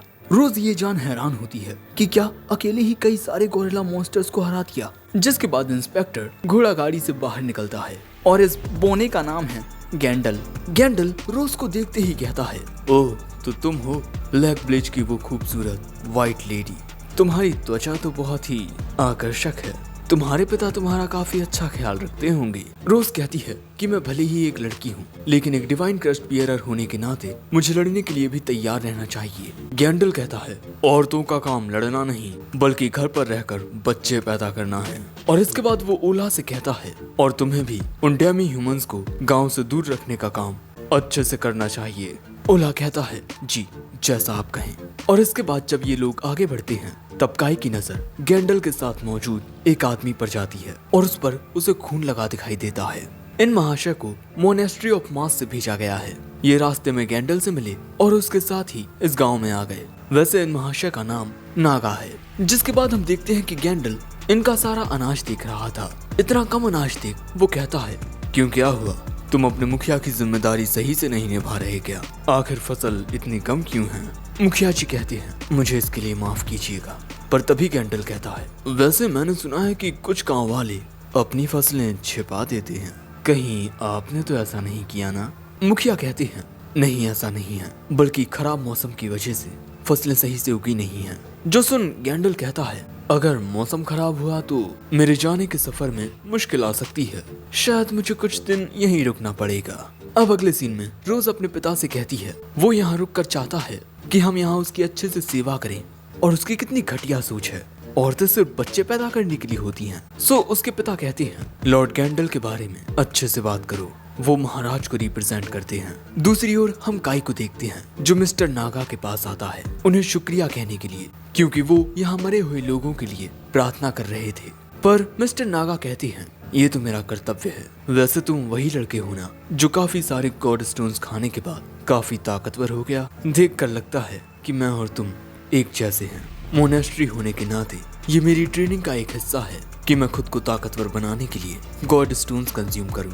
काई पूछता है कि क्या आप एक डिवाइन क्रस्ट बियरर के जितने ताकतवर हैं? लेकिन तभी मिस्टर नागा अपना डिवाइन क्रस्ट दिखाते हैं, मगर डिवाइन क्रस्ट होने के बाद भी इनके पास किसी गॉड की प्रोटेक्शन नहीं है। कोई भी शख्स गॉड स्टोन्स खाकर कड़ी मेहनत करके इस डिवाइन क्रस्ट को अचीव कर सकता है। दूसरी ओर हम देखते हैं कि गैंडल के लिए बहुत ही अच्छा खाना बनाया गया है, लेकिन गैंडल के लिए इतना अच्छा खाना भी पर्याप्त नहीं होता। वो कहता है, मुझे और चाहिए, क्योंकि सेंट्रल प्लेन का एक इंस्पेक्टर होने के नाते मैं इतनी खातिरदारी तो डिजर्व करता हूँ, और क्योंकि काफी सारा खाना गैंडल को दे दिया गया है इसीलिए बाकी सबको खाना कम मिलता है। दूसरी ओर मिस्टर नागा मुखिया को बताते हैं कि पास ही के जंगल में ऑक्स का एक काफी बड़ा झुंड है और उन्हें शायद किसी मकसद से भेजा गया है, और उस मकसद को पूरा करने के लिए वो धीरे धीरे इसी ओर बढ़ रहे हैं। और मैंने उनका वो मकसद पता लगाने की भी कोशिश की, पर मैं कुछ ना जान सका, इसीलिए मुझे आपकी मदद चाहिए होगी मुखिया जी। मुखिया कहते हैं ठीक है, मैं आपके साथ अपने कुछ लोगों को भेजता हूँ। अब अगले सीन में काई आरू को बताता है कि वो कुछ दिनों तक घाटी में नहीं आ पाएगा क्योंकि काई भी उस पुजारी के इन्वेस्टिगेशन में उसका साथ दे रहा है। आरू कहती है अगर आप वापस नहीं लौटे तो। काई कहता है ये मेरी घाटी है और इसकी हिफाजत करने के लिए मैं वापस जरूर लौटूंगा। अब इसके बाद काई ताऊ के पास आता है। ओरा कहता है आपने बताया कि ऑर्क्स का एक काफी बड़ा झुंड इस ओर आ रहा है, कहीं वो उन ऑर्क्स को ढूंढने के लिए तो नहीं आ रहे जिन्हें आपने हराया था। काई कहता है हो सकता है, पर मैं भी उनका सामना करने के लिए तैयार हूँ। जिसके बाद हम देखते हैं कि मुखिया जी ने कुछ लोगों को पुजारी जी के साथ भेज दिया है जिनमें रोज भी शामिल है।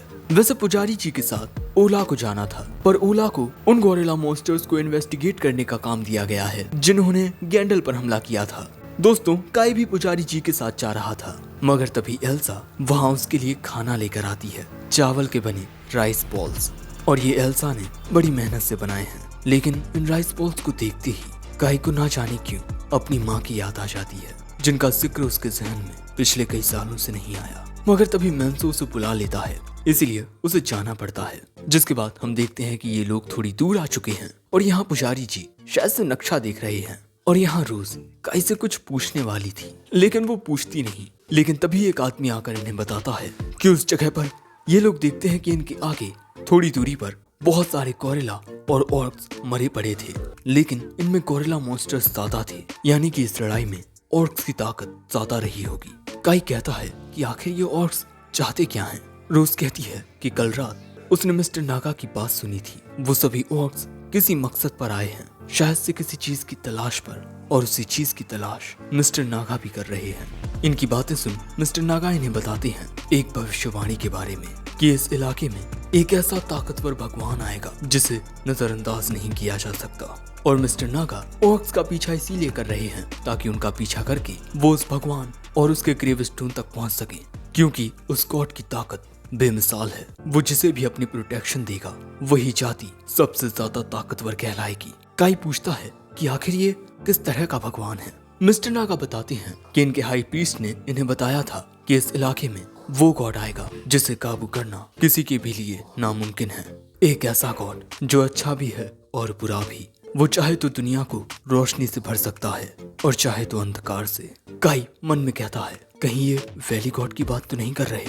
जिसके बाद आगे बढ़ते हुए इनकी नजर एक गांव पर पड़ती है और इस पर भी हमला हुआ है। और यही देख रोज वहाँ गांव वालों की मदद करने के लिए जाने लगती है। गांव में पहुँचते ही इन्हें कुछ लोग दिखाई देते हैं। ये यूजलस नाम की जनजाति के लोग हैं और इस वक्त शायद ये बेहोश हैं। यूजलस प्रजाति के लोग काफी शांतिमय होते हैं, पर यहाँ इन सभी के सींगों को काट दिया गया है और ये काम ऑर्क्स का है। तभी रोज कहती है कुछ लोग शायद से यहाँ छुपे हुए होंगे, हमें उन्हें ढूंढना चाहिए। पर मिस्टर नागा कहते हैं तब मुझे अपने रास्ते पर आगे बढ़ना चाहिए, मैं यहाँ एक तलाश पर आया हूँ। काई भी मिस्टर नागा के साथ जाता है। वहीं ये लोग गांव में जरूरतमंद लोगों को ढूंढ रहे हैं, पर तभी रोज को जमीन पर खून पड़ा दिखाई देता है। खून के निशान से ये एक घर तक पहुँचते हैं। दूसरी ओर काई और मिस्टर नागा एक मंदिर जैसी जगह पर पहुँच जाते हैं। अंधेरा होने की वजह से मिस्टर नागा यहाँ अपनी उंगली से आग जला लेते हैं और वो देखते हैं कि उनकी फायर टेक्निक देखने के बाद भी काई जरा भी हैरान नहीं हुआ। इसीलिए वो पूछते हैं कि क्या तुमने इस टेक्निक को पहले देखा है। काई इस सवाल का जवाब दिए बिना कहता है वो देखिए हमारे सामने एक ग्रेव स्टोन है। दूसरी ओर इनके पास जैसे ही ये दरवाजा खोलते हैं सामने से एक और गिरता है। वहीं ये लोग देखते हैं कि ये इस गांव के लैंड गॉड का ग्रेव स्टोन है और इस ग्रेव स्टोन पर जो चिन्ह बने हैं उन्हें समझने के लिए मिस्टर नागा एक किताब का इस्तेमाल करते हैं। इस गांव के लैंड गॉड का नाम है नाजल काजील। वहीं इस ग्रेव स्टोन के पीछे काई को एक औरत बेहोश नजर आती है।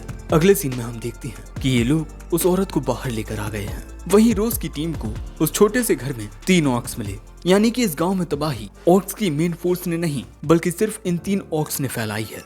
और ये मोहतरमा शायद से इस गांव की मुखिया हैं और इन्हें जो ये गहरा जख्म लगा है ये एक ऑर्क की कुल्हाड़ी से लगा है।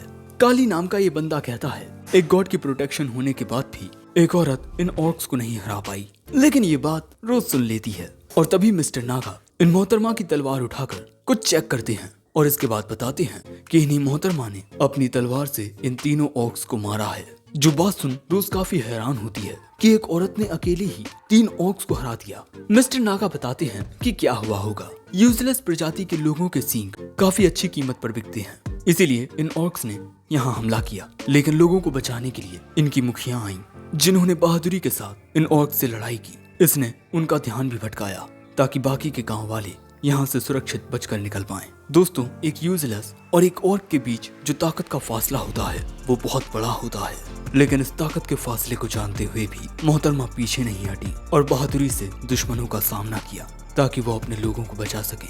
मिस्टर नागा कहते हैं, मुझे लगता है कि अपने लोगों से प्यार करना ये एक ऐसी खासियत है जो हर एक डिवाइन क्रस्ट बियरर में होनी ही चाहिए। तभी काली माफी मांगता है उस बात के लिए उसने जो कुछ देर पहले कही थी, जिसके बाद हम देखते हैं कि ये सभी जितने भी लोग मारे गए थे उनको दफना देते हैं। और हाँ, वो मोहतरमा भी मर चुकी हैं। तभी मैंसो पूछता है, इस गांव में आकर क्या आपको कुछ उस भगवान के बारे में पता चला जिसे आप ढूंढ रहे हैं? वो कहते हैं, ज्यादा कुछ नहीं, बस एक बात पता चली कि जो ऑर्क्स की मेन फोर्स है वो इस वक्त यहाँ नहीं है। जिसके बाद ये नक्शे को अच्छे से देखने लगते हैं और इन्हें पता चलता है कि जो ऑर्क्स की मेन फोर्स है वो जंगल की ओर गई है। काई मन में कहता है, वही तो घाटी है।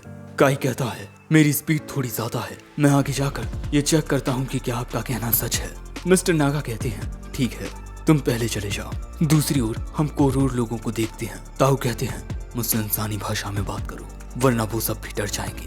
कैचक बताता है कि ऑर्क्स की मेन फोर्स इन्हीं की ओर आ रही है। ये बात सुनता हूँ कहती है, मुझे उनका सामना करने जाना होगा। मैं भले ही ज्यादा कुछ ना कर पाऊँ, पर यहाँ हाथ पर हाथ धरे नहीं बैठे रह सकता। वहीं काई भी तेजी से घाटी की ओर बढ़ रहा था। अगले सीन में हमें जंगल का सीन दिखाया जाता है, जहाँ पर जंगल में कुछ आदमी यहाँ नजर रख रहे थे कि क्या यहाँ कोई गोरिल्ला मॉन्स्टर है। दोस्तों, यहाँ पर ओला होता है जो अपने पिता के आदेश अनुसार यहाँ गोरिल्ला मॉन्स्टर्स पर नजर रखने आया है। तभी हम काफी सारे गोरिल्ला मॉन्स्टर्स को देखते हैं जो आग जलाकर एक जगह बैठे हुए थे। ओला छुपकर इन्हें देखने लगता है।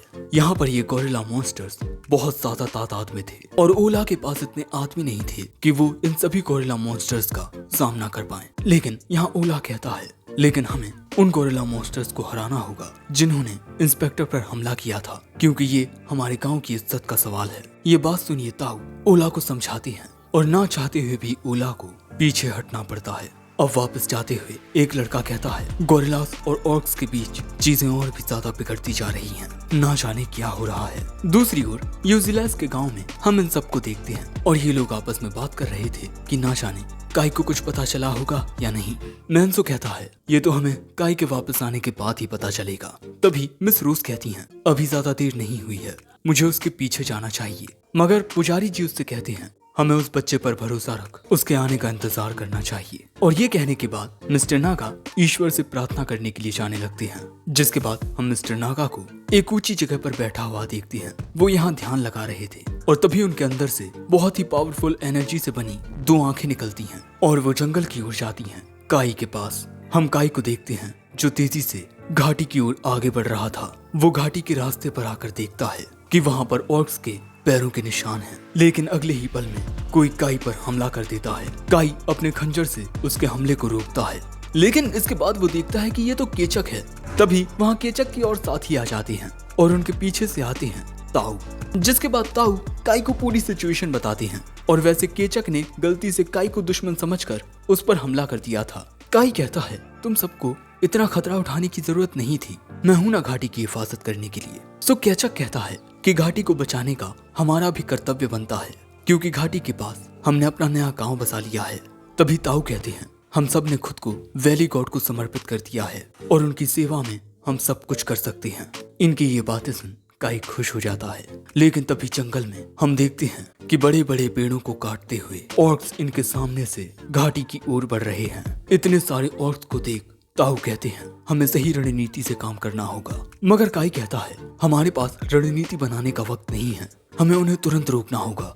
लेकिन तभी हम देखते हैं कि ऑर्क्स का जो मेन लीडर होता है उसकी नजर काई और बाकी सबको देख लेती है। दूसरी ओर हम कैंडल को देखते हैं जो खाने की बर्बादी कर रहा था, ये कहते हुए कि ये खाना इसे तो हमारे यहाँ के कुत्ते भी नहीं खाते, वो तो मैं मजबूरी में खा रहा हूँ। मगर तभी कैंडल की नजर गिरे हुए खाने को साफ कर रही एल्सा पर पड़ती है। वो एल्सा को देख उससे कहता है, ए लड़की, मेरा जाम भरो जल्दी, मुझे इंतजार पसंद नहीं। लेकिन तभी मिस एडालिया जो कि शायद से कुक हैं, वो गैंडल के लिए खाना लेकर आ जाती हैं और इसके बाद वही गैंडल का जाम भी भर देती हैं। गैंडल बस टेढ़ा मुंह करके देखता रह जाता है और इसके बाद एल्सा मिस एडेलिया को शुक्रिया कहती है। सो मिस एडेलिया कहती हैं कि शुक्रिया मत कहो और जल्दी से खुश हो जाओ, क्योंकि जब वो लड़का वापस आएगा तब तुम उसका स्वागत मुस्कुरा कर करोगी ना। लेकिन तभी वहाँ ओला आ जाता है जो अपने पिता से मिलने जा रहा है। दूसरी ओर हम देखते हैं कि काई एक ऑर्क से बचकर भाग रहा था, लेकिन अगले ही पल में काई अपने भाले से उस ऑर्क को खत्म कर देता है। और जब एक दूसरा ऑर्क काई पर पीछे से हमला करता है तब केचक पीछे से आकर उस ऑर्क को खत्म कर देता है। काई कहता है नॉट बैड। हाँ, केचक कहता है मैं छोटा हूँ लेकिन ताकतवर भी। बाकी के ऑर्क्स ये देख पीछे हटने लगते हैं कि इन लोगों ने उनके इतने सारे ऑर्क्स को मार दिया है। काई और बाकी सब इन ऑर्क्स को घाटी में जाने से रोक रहे थे, लेकिन अब ऑर्क्स के बीच में से आता है उनका लीडर, और ये नॉर्मल ऑर्क्स से साइज में काफी बड़ा है। साथ ही इसके चेहरे पर एक डिवाइन क्रस्ट भी है, यानी कि ये भी एक गार्जियन बियरर है जो देखता हूँ कहते हैं ये डिवाइन क्रस्ट तो रिक्टरोस में से एक का है। हमें जानने को मिलता है कि ऑर्क्स के बीच में 6 बहुत ही खतरनाक वॉरियर्स हैं जिनके पास ताकतवर लैंड गॉड की प्रोटेक्शन है, और इन्हीं वॉरियर्स को रिक्टरोस कहती हैं। और यही बात सुन काई कहता है तुम सब पीछे हट जाओ, मैं इसका सामना अपनी पूरी ताकत से करूंगा। और अब इनके बीच जो मुकाबला होने वाला है उसे अपनी डिवाइन आइज से मिस्टर नागा भी देखेंगे। लेकिन इसके बाद ये ऑर्क कहता है ओह तो वो मर चुका है। काई पूछता है कौन मर चुका है। ऑर्क बताता है जिसे तुमसे पहले वैली गॉड की प्रोटेक्शन मिली थी, और मैं उन ऑर्क्स को भी शुक्रिया कहना चाहूंगा जिनकी मौत से मैं तुम्हें ढूंढ पाया। ये उन ऑर्क्स की बात कर रहा है जिन्हें काई ने मारा था, और उन्हीं की गंध का पीछा करते हुए ये बाकी के ऑर्क्स यहाँ पहुँच गए। अब जैसे ही काई लड़ने के लिए तैयार होता है वही आवाज फिर से काई से कहती है कि इन सबको मार दो, जिसके बाद काई इस ऑर्क पर हमला करने आता है, लेकिन काई पर पलटवार करके ये ऑर्क उसे खुद से दूर कर देता है। और मिस्टर नागा अपनी डिवाइन आंखों से इस पूरी लड़ाई को देख रहे हैं। इसके बाद जब काई हमला करने जाता है तब ये ऑर्क अपने हाथ से ही काई को दूर कर देता है और कहता है कि क्या तुम बस इतना ही कर सकते हो। ये बात सुन काई इसके नीचे से इसके पीछे आकर उस पर अपने भाले से हमला करता है, मगर उसकी चमड़ी इतनी ज्यादा मजबूत थी कि काई का भाला ही टूट जाता है। लेकिन इसके बाद काई उसके हमले से बचता हुआ अपने पैर से उस भाले को उस ऑर्क के शरीर में घुसा देता है, जिससे वो ऑर्क गिर पड़ता है। इन सबको लगता है कि काई ने उस ऑर्क को हरा दिया, लेकिन उस ऑर्क के उस भाले को अपने शरीर से निकालते ही उसका जख्म हील हो जाता है, और इसके बाद वो काई की गर्दन पकड़ लेता है। केचक ये देख हैरान हो जाता है कि उसका घाव इतनी जल्दी हील हो गया, मगर ऐसा होना तो नामुमकिन है। वहीं वो ऑर्क काई को इस तरह उठाकर कहता है तुम कमजोर हो गए हो वैली गॉड। यहाँ काई खुद को छुड़ा नहीं पा रहा था। दूसरी ओर हम आरू को देखते हैं जो काई के आने का इंतजार करते हुए उसके लिए कपड़े सिल रही थी। यहाँ ये ऑर्क कहता है तुम्हें मारने के बाद उस घाटी पर हमारा कब्जा होगा, हम वहाँ सब कुछ बर्बाद कर देंगे।